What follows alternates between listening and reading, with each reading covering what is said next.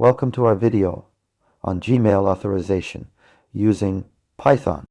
In today's digital age, email has become an essential tool for communication, and being able to automate tasks related to email can be a huge productivity booster. However, when it comes to automating tasks with Gmail, we need to ensure that our scripts have the necessary permissions to access our account.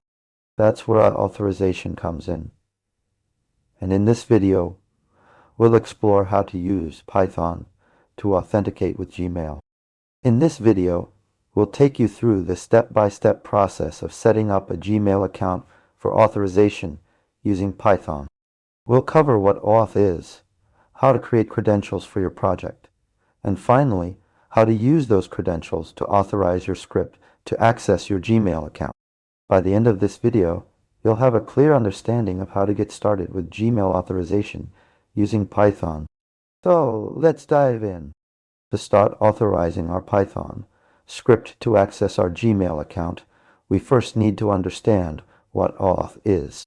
Auth, short for Open Authorization, is an industry standard protocol that allows users to grant third-party applications limited access to their resources on another service provider's website.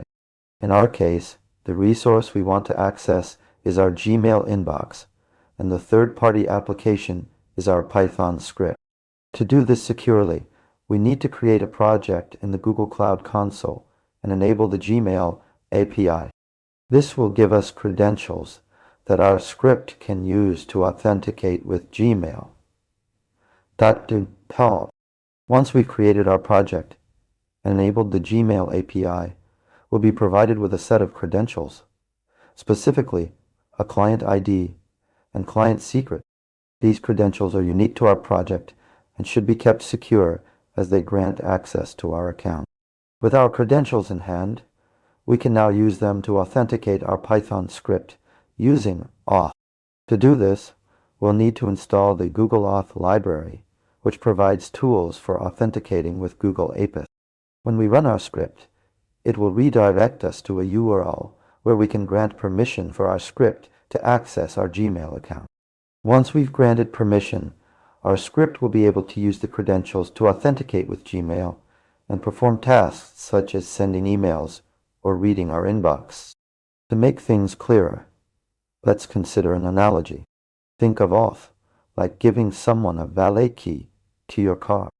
You can give them permission to drive your car, access your account, but you're still in control.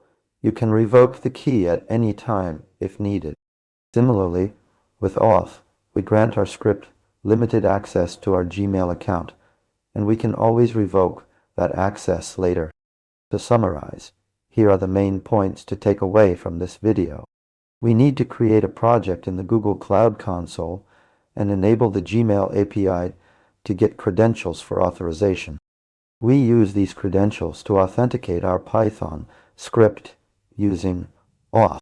Auth grants limited access to our account, which we can revoke at any time. We should keep our credentials secure as they grant access to our account. That's it for today's video on Gmail authorization using Python.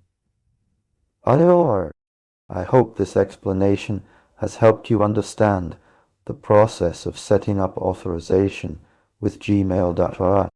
If you have any questions or need further clarification, please leave a comment below. We'd love to hear from you. If you found this video helpful, be sure to like and subscribe for more content related to automation and programming.